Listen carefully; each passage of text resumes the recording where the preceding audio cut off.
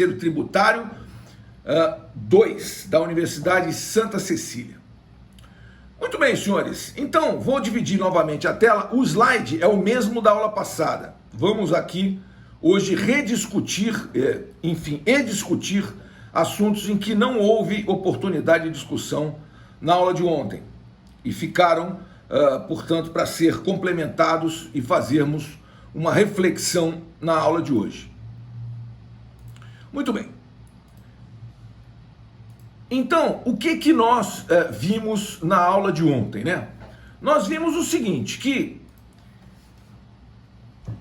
o crédito tributário, que nasceu com o lançamento, ele tem que ser extinto porque é devido, tem que ser extinto porque não é devido, nas hipóteses do inciso 1, o pagamento, nas hipóteses de inciso 7º, estou falando do artigo 156 do Código Tributário Nacional. Na hipótese do inciso 7º, o pagamento seguido da homologação, expressa ou tácita. Na hipótese do inciso 5, a prescrição e a decadência. Então, são hipóteses de extinção do crédito tributário, que são 11, nós vamos enfrentá-las subsequentemente. Nós ontem falamos das hipóteses de suspensão da exigibilidade do crédito tributário. Então, nós vimos o seguinte, e isso é o que é o mais importante de se extrair de tudo isso. É que o contribuinte brasileiro, de uma maneira geral, seja ele pessoa física, seja ele pessoa jurídica, ele não pode se dar ao luxo de simplesmente inadimplir a um tributo e achar que pode ficar tudo bem. Não pode ficar, não ficará tudo bem. Você não pode ficar numa situação pura e simples de inadimplência, porque as consequências serão terríveis. Seja você uma pessoa física, seja você uma pessoa jurídica. Veja só, se você não paga um tributo, qual é a primeira consequência disso, né? É que, veja, se você não pagar, o débito será inscrito em dívida ativa e será objeto de uma ação de execução fiscal. Mas, além disso, a inscrição do débito em dívida ativa leva à inclusão do nome do devedor num CADIM, Cadastro de Inadimplentes, seja da União, seja do Estado, seja do município. E a inclusão do seu nome naquele cadastro de inadimplentes pode levar à perda, levará à perda do crédito oficial. Então o seu nome vai ser inscrito no CADIM e você vai perder crédito junto aos bancos, estabelecimentos bancários oficiais, que são Banco do Brasil, Caixa Econômica e BNDES. Agora, como se trata de um título executivo extrajudicial, a CDA, falei isso, o artigo 784, inciso 9 do Código de Processo Civil, diz que elenca os títulos executivos extrajudiciais. Entre eles está elencada a CDA, no inciso 9 do artigo 784 do CPC. Diz, são títulos executivos extrajudiciais. Inciso 9, a certidão da dívida ativa da União, dos Estados, do Distrito Federal, dos municípios. Então é um título executivo extrajudicial. Então, se você não paga uma dívida tributária, ela será objeto de inscrição em dívida ativa, e isso vai levar você à inscrição no CADIM. Vai perder, portanto, o crédito junto a estabelecimentos bancários oficiais, mas não é só isso, porque ela não é um título de crédito? Então ela pode ser levada a protesto, num cartório de protestos. Se ela for levada a protesto, e isso tem sido uma praxis, se tornou uma praxis no Brasil, levar a CDA a protesto, o que acontece? O protesto vai gerar uma perda também de crédito junto a todos os estabelecimentos bancários privados, você vai ficar sem crédito, e vai levar também a uma perda de crédito com seus fornecedores, porque o sistema empresarial pressupõe que você seja para você ser uma empresa idônea e obter crédito junto aos seus fornecedores, você não pode ter protestos. Então, o protesto suja o seu nome na expressão comum aí que se usa, nome sujo, não? Eu não vislumbro que isso seja nome sujo, né? Nome sujo é quem está processado criminalmente, é quem está com o nome sujo.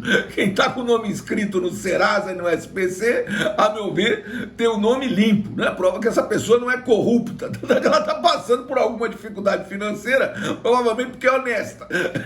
Veja, e honestidade não suja nome de ninguém. O que suja nome de alguém, a meu ver, é a sentença penal condenatória. Essa sim, esse sim, tem nome sujo. Bom, mas vamos lá, porque isso é um conceito. Então você vai ter um nome escrito no CADIM, vai perder crédito público, vai perder crédito privado, se for protestado. Mas não para por aí. Veja, você vai sofrer ação de execução fiscal. Na ação de execução fiscal você vai ser citado para pagar a dívida em 5 dias, sob pena de ver livremente penhorado seus bens, e principalmente sua conta bancária, porque a Fazenda Pública já tem um carimbo vermelho, coloca na petição inicial: a Fazenda requer penhora online pelo sistema Sisbajude. Agora não é mais Bacenjude, agora é Sisbajude. E você vai ter penhora online dos seus ativos financeiros, né? Então vai sofrer uma ação de execução fiscal. Outra consequência terrível, né, do simples inadimplemento é o fato de que você não vai poder participar de nenhuma licitação pública, você não vai poder sequer oferecer proposta em licitação pública e não vai poder celebrar nenhum contrato com o poder público. Por que isso? Porque a Lei 8666 de 93, que é a Lei de Licitações e Contratos Administrativos, ela estabelece que não se pode oferecer proposta em licitação pública se você não estiver em dia com todos os tributos federais, estaduais, municipais, fundo de garantia e INSS. Então você tem que apresentar todas as certidões negativas de débito. As certidões negativas de débito que estão expressas no artigo 205 do CTN. Muito bem. Ora,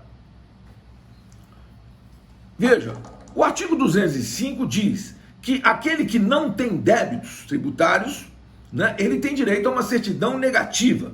Mas aquele que tem débitos e esses débitos estão com a exigibilidade suspensa por uma das hipóteses do artigo 151 do CTN, então ele tem direito a uma certidão positiva com efeito de negativa nos termos do artigo 206 do Código Tributário Nacional.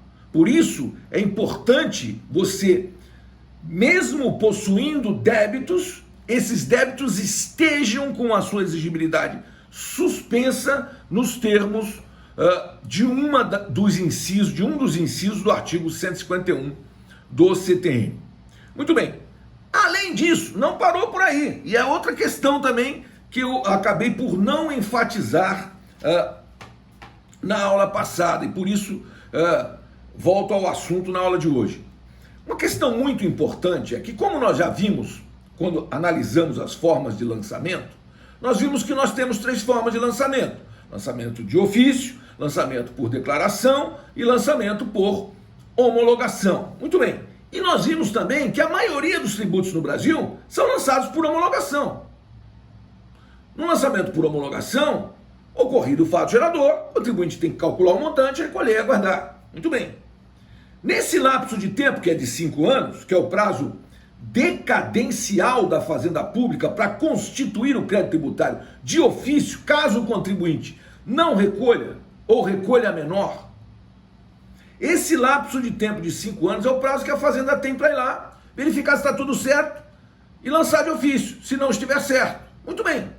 E se ela lançar de ofício, quais são as consequências jurídicas disso? Já falamos, mas voltamos a repetir agora nessa oportunidade. Veja, ela vai exigir o tributo corrigido monetariamente com juros, isso é taxa Selic para tributos federais e tributos estaduais, agora também é taxa Selic. Muito bem. Mas, além do tributo corrigido monetariamente com juros, ela vai exigir a multa de mora, que é de até 20%. Mas, além dos juros, correção monetária e multa de mora, ela vai exigir multa de ofício. E essa multa de ofício é que é o grande problema. Porque essa multa de ofício, ela duplica ou triplica o débito tributário de um dia para o outro. Por quê? Porque a multa de ofício, senhores, nos termos do artigo 44 da Lei 9.430 de 1996, ela é de 75%, pelo simples inadimplemento. E se houver intuito de fraude, ela é a chamada multa agravada. A multa agravada, ela é duplicada, ela vai para 150%. E se você não atender a fiscalização no prazo determinado, ela vai para 225%, porque ela é aumentada em 50%. Então ela é duplicada, 75% vezes 2 vai para 150, mais um ponto, aumentada em 50%, ela vai para 225%. Então imagine você, um tributo corrigido monetariamente e com juros, com multa de mora de 20% e com multa de 225%. Você tem que uma dívida de 100, de um dia para o outro, virou uma dívida de 400, 500, no mínimo 300, se ela é recentíssima. Então vejam, senhores, tudo isso vai acontecer se você, sendo devedor de um tributo lançado por homologação, simplesmente inadimpliu e a Fazenda foi ao seu estabelecimento fiscalizar. E ela foi lá e vai fazer um lançamento de ofício, vai lavrar um auto de infração em imposição de multa, exigindo tudo isso. Então vejam como isso aumenta exponencialmente a sua dívida. Então vejam, tudo isso nos leva a concluir, e é inexorável que concluamos, que não é possível simplesmente estar inadimplente com um tributo no Brasil. Você precisa resolver a questão, seja pela discussão judicial ou administrativa do débito, seja por um pedido de parcelamento, seja pelo depósito do montante integral, seja por uma das hipóteses, você vai conseguir suspender essa exigibilidade para conseguir exercer normalmente a sua vida, veja, a sua vida de contribuinte. Então, em direito tributário, uma das coisas mais importantes, e até eu fico triste quando vejo que a nossa audiência está baixa hoje, espero que os alunos assistam essa aula depois pelo YouTube, porque vejam, uma das coisas mais importantes em direito tributário é você assimilar isso, que qualquer discussão com a fazenda pública, seja ela fazenda nacional, fazenda estadual, fazenda municipal, implica em buscar uma forma de suspender a exigibilidade do crédito tributário, porque discutir com a fazenda pública, litigar contra a fazenda pública, sem a exigibilidade do crédito suspenso, é um risco elevado demais. E essa culpa por esse risco elevado demais poderá sim recair sobre os ombros do advogado, porque o advogado não tem obrigação de vencer a demanda, mas o advogado tem obrigação, sim, de manejar adequadamente qualquer demanda. E você não pode expor o seu constituinte a um excesso de risco. E litigar contra a fazenda sem suspender a exigibilidade do crédito tributário é expor o seu constituinte a um excesso de risco. Daí toda essa importância dessa questão relativa à suspensão. Então vamos pontualmente. Ontem faltou eu falar, veja, e trazer aqui a consideração, a fala da ilustre, né, desembargadora federal Lúcia Vale Figueiredo. A doutora Lúcia Vale Figueiredo, eu tive a oportunidade, a vantagem de ser velho é essa, você teve a oportunidade de laborar nos tribunais com pessoas de notável saber jurídico. E essa foi uma dessas pessoas. A doutora Lúcia Vale Figueiredo era uma desembargadora federal aqui do Tribunal Regional Federal da Terceira Região, que é São Paulo, Mato Grosso do Sul, que é uma doutrinadora, né? Ela é uma doutrinadora. Hoje ela está aposentada, mas ela é uma pessoa que eu tenho o maior respeito. não a conheço pessoalmente, mas eu tenho um respeito imenso por ela, pela obra dela e pelos acórdãos dela, pelas decisões dela, que são magníficas. Pois muito bem. E aí, veja, ela, Lúcia Vale Figueiredo, no seu curso de Direito Administrativo, exigibilidade é a possibilidade da administração determinar a terceiros o cumprimento da obrigação veiculada pelo ato. Então, a doutora Lúcia Vale Figueiredo, ela, excelente doutrinadora que é, ela diz o seguinte: olha, a administração pública, ela vai fazer, ela tem mecanismos para compelir alguém a adimplir e obrigação de terceiros de dar suporte a esse adimplemento de qualquer tributo, seja ele federal, estadual, municipal. A administração pública pode isso. Então, mas para que ela possa tudo isso, é preciso que esse débito seja líquido, certo e exigível. Liquidez, certeza e exigibilidade são os pressupostos do título executivo extrajudicial. E aqui nós estamos tratando do quê? Nós estamos tratando não do âmbito da liquidez. Aí liquidez torna o tributo inexigível. A incerteza também. Mas nós estamos atacando direto a exigibilidade. Por quê? Porque nós estamos promovendo uma das formas de suspender essa exigibilidade. Quer porque vamos litigar com a Fazenda, quer porque não vamos litigar com a Fazenda, mas nós não podemos ficar inadimplentes. Então nós vamos buscar um refis, né? E aí aprendemos, e eu disse isso na aula passada, que no Brasil tinha um refis de 3 em 3 anos. Mas da pandemia para cá, agora nós temos um refis todo ano, né? Tivemos um em 2020, agora 2021 já está no forno outro refis, que vai dar descontos ainda maiores para os contribuintes e prazos ainda maiores para pagamento. Qualquer tributo federal pode ser parcelado em 60 vezes. Isso é um direito do contribuinte. Só que vem o refis e aí aumenta isso para 120. Agora esse que está para sair vai aumentar para 144.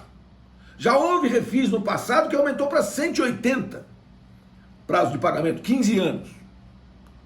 Muito bem.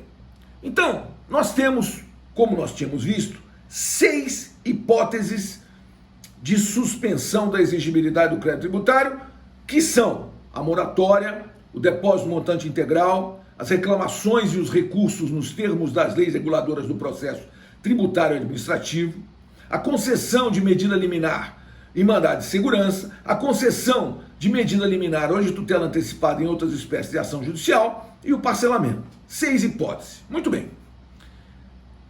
Sobre cada uma dessas hipóteses, nós já falamos, mas observem. O que é moratória, né, senhores? Moratória é a concessão por parte do credor ao devedor de um prazo maior para pagamento da dívida. Moratória não é comum, mas parcelamento é espécie de moratória. Tanto é que o artigo 151 do CTN, antes da Lei Complementar 104 de 2001, veja, ele tinha só 4 incisos. O artigo 151 tinha 4 incisos. E aí, ele foi aumentado pela Lei Complementar e criaram mais 2. Então, vejam, moratória não precisava ter inciso 6, parcelamento. Porque o que é parcelamento, se não uma espécie de moratória?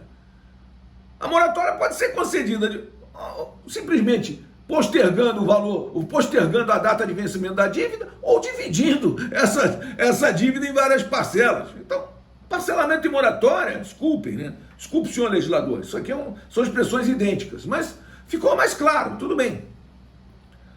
Então, o artigo 152, ele fala que a moratória somente pode ser concedida em caráter geral, pela pessoa jurídica de direito público competente para instituir o tributo a que se refira, pela União, quanto a tributos de competência dos estados, do Distrito Federal e dos municípios, quando simultaneamente concedida aos tributos de competência federal e às obrigações de direito privado.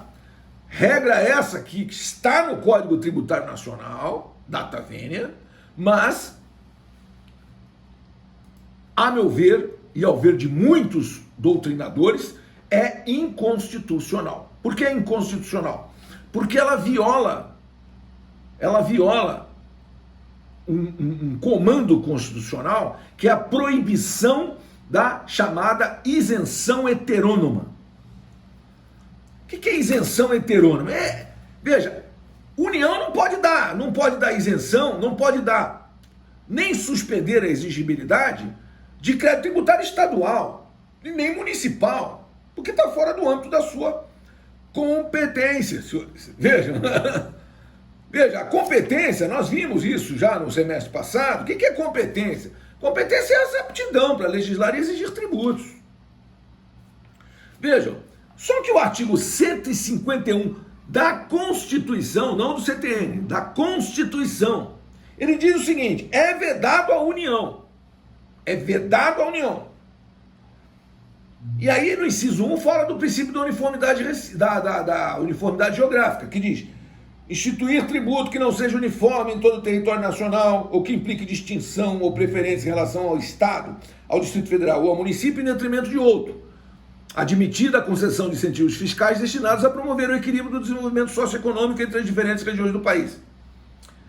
Esse é o princípio constitucional da uniformidade geográfica, está no inciso 1 do artigo 151 da Constituição. Mas o inciso 3 desse mesmo artigo 151 da Constituição diz que é vedado à União, inciso 3, instituir isenções de tributos da competência dos estados, do Distrito Federal ou dos municípios, que é a chamada isenção heterônoma, vedada pelo texto constitucional. Então o que eu tenho que dizer?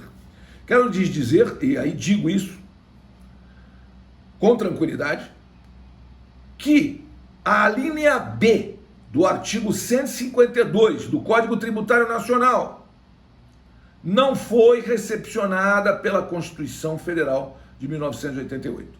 Quando uma Constituição entra em vigor, ela revoga ipso facto a legislação que lhe é incompatível e recepciona ipso facto a legislação que lhe é compatível. E, portanto, a alínea B do artigo 152, inciso 1, não foi recepcionada pela Constituição Federal de 88. Essa é data vênia. A opinião deste professor, que não está sozinho. Tenho excelentes, grandes doutrinadores confirmando o que estou dizendo. Evidentemente, eu estou, na verdade, copiando esses doutrinadores. A ideia não é minha, mas a ideia é deles, eles, doutrinadores. Doutrinadores, quando eu falo em doutrinadores, estou falando de Paulo de Barros Carvalho, Américo Lacombe, estou falando de Roque Antônio Carrasa, pessoas que têm obra, né? E têm moral, cabedal, né? Estou falando de Lúcia Vale Figueiredo, né? Estou falando de Eliana Calmon, né? Que foi ministra do STJ, não chegou ao Supremo por questões políticas, né? Vejam, senhores, então, a regra da linha B do inciso 1 do artigo 152 data vênia não foi recepcionada pela Constituição de 88. E o inciso 2 do artigo 152 diz que a moratória pode ser concedida em caráter individual, por despacho da autoridade administrativa, desde que autorizada por lei, nas condições do inciso anterior. Então, exame caso a caso das condições estabelecidas em lei. Vejam, ainda aqui o 153 fala da moratória, mas não é relevante a discussão, porque hoje a moratória pura e simples normalmente não existe. O que existe sempre, a regra, é a regra do parcelamento, né? Agora, o que é importante é que, se concedida a moratória ou se concedido o parcelamento, o que eu tenho? Eu tenho uma situação de suspensão da exigibilidade. Veja que a regra do artigo 155A do CTN, ele diz que o parcelamento será concedido na forma e condições estabelecidas em lei específica. Parágrafo 1º. Salvo disposição de lei em contrário, o parcelamento do crédito tributário não exclui a incidência de juros e multas. Salvo disposição em contrário. Se a lei que concede o parcelamento exclui juros e multas, que é o que normalmente acontece. Agora mesmo nós estamos para aprovar um refis que vai reduzir os juros e a multa e vai parcelar essa dívida em até 144 vezes. O que mais eu gostaria de discutir aqui? Vejam, sobre a questão do livre acesso ao poder judiciário, do artigo 5º, inciso 55, já falei. E vejam, a súmula 373 do Superior Tribunal de Justiça é ilegítima a exigência de depósito prévio para admissibilidade de recurso administrativo. Ou seja, no âmbito administrativo, quando o contribuinte impugna a dívida tributária, impugna o auto de infração e imposição de multa, essa impugnação por si só suspende a exigibilidade do crédito tributário nos termos do artigo 151, inciso 3. Suspendem a exigibilidade do crédito tributário, inciso 3. As reclamações e os recursos nos termos das leis reguladoras do processo tributário administrativo. Então, para recorrer administrativamente, não é possível a determinação de depósito ou de arrolamento de bens.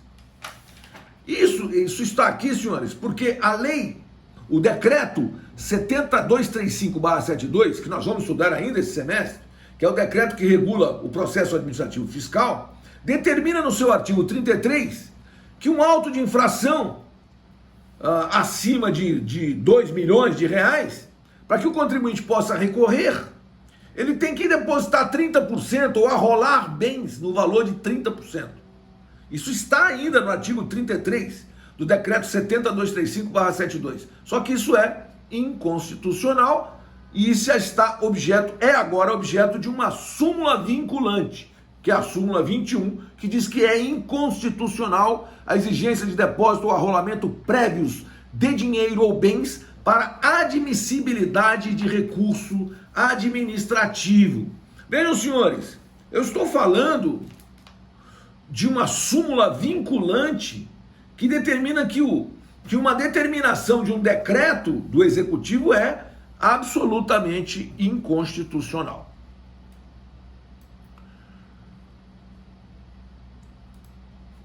Muito bem.